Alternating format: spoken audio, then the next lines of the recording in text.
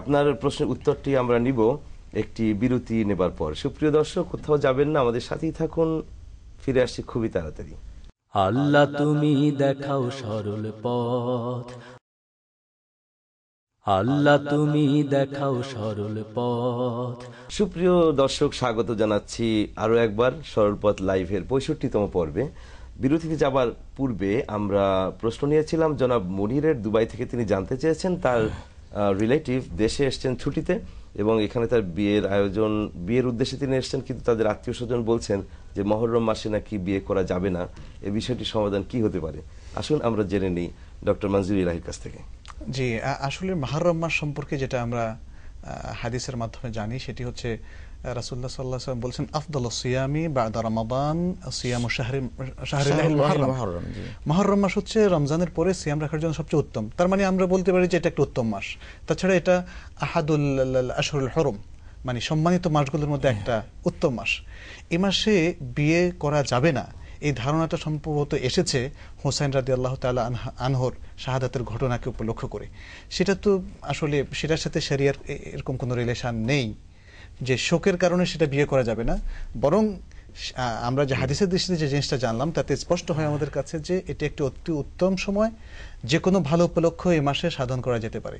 জি, সাথে সাথে এটা একটু বলবেন মুহতারাম যে বিয়ের ক্ষেত্রে কি কোনো নির্দিষ্ট মাস এরকম আছে বিয়ে করা যাবে অথবা এই মাসে যাবে না? শুধু কেউ যদি ইহরাম অবস্থায় থাকে, অনেক ওলামা, জমহুর ওলামাদের মতে, অধিকাংশ ওলামাদের মতে, তখন বিয়ে করা যাবে না। এছাড়া আর কোনো সময় নেই, কোনো লক্ষণ, কুলক্ষণ, শুভক্ষণ, অশুভক্ষণ এমন কিছু নির্ধারণ করাটা এটা শরিয়া বিরোধী। আর যারা মুহররম মাসকে মনে করেন যে বিয়ে করার জন্য এটা শুভ নয়, অশুভ, তারা এটা শিরক এবং শরিয়ার মধ্যে তিনি বড় ধরনের একটা মানে অন্যায় আচরণ করেছেন, ফাসাদ সৃষ্টি করেছেন। আচ্ছা, আমরা এখন যাচ্ছি মেইল বক্সে। মেইল করেছেন এনায়েতুল্লাহ 1965 @ তিনি লিখেছেন, thank you very much for your kind reply to my previous questions. There remains confusion regarding 11 রাকাতস। Would you please specify does include 3 রাকাতস অফ ভিতর? তিনি এর আগে প্রশ্নের জবাব দেওয়াতে সন্তোষ প্রকাশ করেছেন এবং জানতে চাচ্ছেন যে 11 রাকাতের সাথে 3 রাকাত যুক্ত হবে কিনা। এটি সম্ভবত তাহাজ্জুদের নামাজে 11 রাকাতের কথা বলা হয়েছিল। তিনি জানতে চাচ্ছেন যে ভিতর এর সাথে ইনক্লুড হবে কিনা। And apart from the above, would you please mention the time of iftar for the nafil roza? I am in practice of observing nafil roza on various occasions.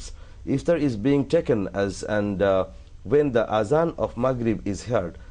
As a result, I miss the Jamaat.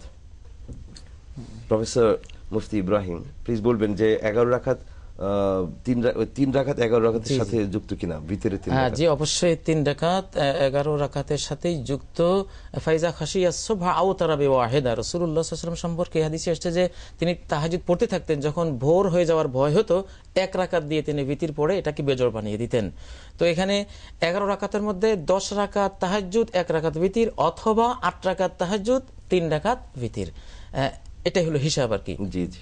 একজন দর্শক প্রশ্ন করেছেন, নাম দেননি, মন থেকে, I like a person huge,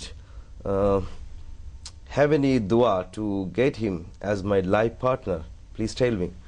তিনি কাউকে ভালোবাসেন প্রাণ দিয়ে এবং তিনি তাকে জীবন সঙ্গী বা সঙ্গিনী হিসেবে চান, তো এর জন্য কোনো নির্ধারিত দোয়া আছে কিনা ডক্টর মঞ্জুর ইলাহি? এর জন্য তো দোয়া তো আল্লাহ তাআলা শিখিয়ে দিয়েছেন, যে মানে কি কুররাতা আয়ুনিন, জি, রব্বানা হাব লানা মিন আজওয়াজিনা কুররাতা আয়ুন। এই যে হে আল্লাহ, আমাদের স্ত্রীদের, স্পাউসদের মধ্য থেকে, এখানে আমরা যদি স্ত্রীর পার্টে সে দোয়া করে তাহলে হতে পারে, বা স্বামী যদি দোয়া করে সবার জন্য হতে পারে, কারণ জাওজ শব্দটা এখানে উভয়ের ক্ষেত্রে ব্যবহৃত। তা এমন স্বামী অথবা স্ত্রী আমাদেরকে মিলিয়ে দাও যারা আমাদের নয়নের মনি হবে, অর্থাৎ খুব ভালো, মানে এটাই তো লাইফ পার্টনারের জন্য এটাই হচ্ছে সবচেয়ে সুন্নাহ ভিত্তিক সবচেয়ে সুন্দর দোয়া। এখন টেলিফোন কল নিচ্ছি। হ্যালো। হ্যালো, আসসালামু আলাইকুম। ওয়ালাইকুম আসসালাম। জি, কে বলছেন আপনি? আমি শান্তিনগর থেকে সুলতানা বলছি। ধন্যবাদ আপনাকে বোন সুলতানা, আপনি প্রশ্ন করুন এবার। আমার একটা ফ্ল্যাট আছে, গাড়িও আছে, আমার হাজবেন্ড নেই, আমার ব্যাংক ব্যালেন্স সামান্য আছে, টাকা পয়সা টুকটাক, কিন্তু সবগুলো মিলে কি আমাকে যাকাত দিতে হবে? আর কোনো প্রশ্ন?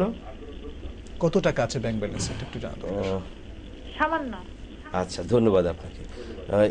এই ওনার একটি ফ্ল্যাট আছে, একটি গাড়ি আছে এবং সামান্য কিছু ব্যাংক ব্যালেন্স আছে, এটার উপরে যাকাত দিতে হবে? গাড়ি তো ব্যবহারের জন্য, ফ্ল্যাট তিনি থাকছেন অথবা তিনি ভাড়া দিচ্ছেন, দুটোর কোনো অবস্থায় ফ্ল্যাটের মূল্যের উপর যাকাত আসবে না, গাড়ির উপর যাকাত আসবে না।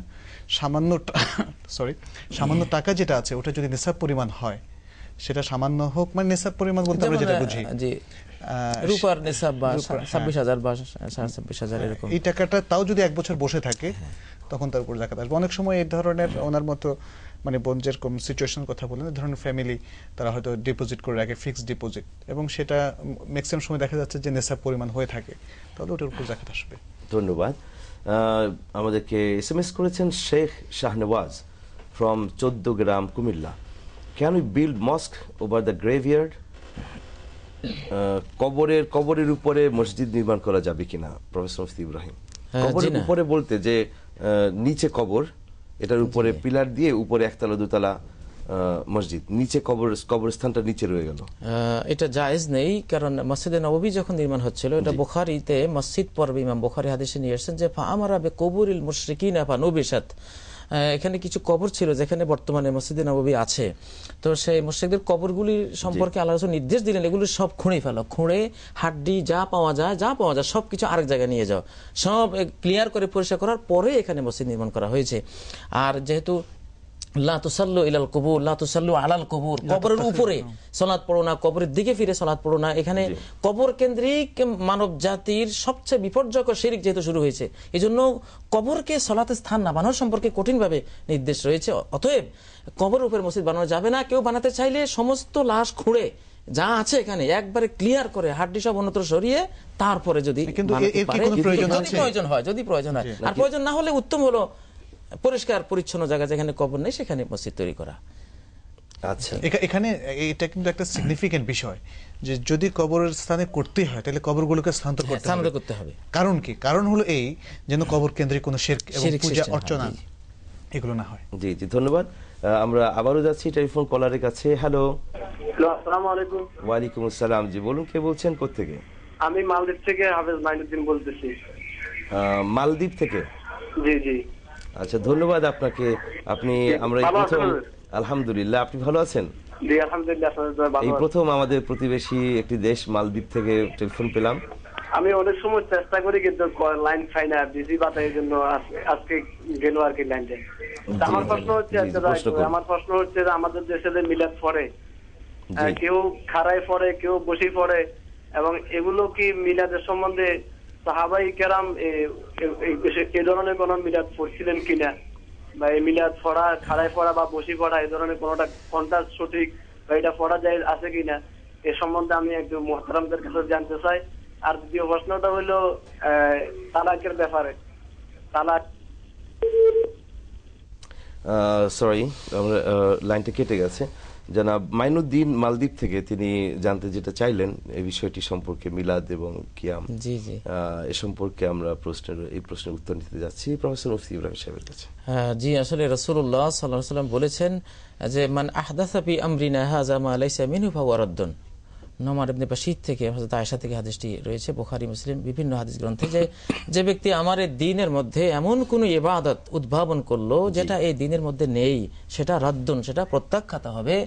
এবং ওয়াইয়াকুম মুহদাসাতিল উমুর, নব উদ্ভাবিত যে কোনো, বিশেষ করে ইবাদতগুলো, এগুলো থেকে নিজেদেরকে রক্ষা করবে। কেননা নব উদ্ভাবিত যে কোনো ইবাদতই হলো বিদআত, ওয়া কুল্লু বিদআতিন দালালা।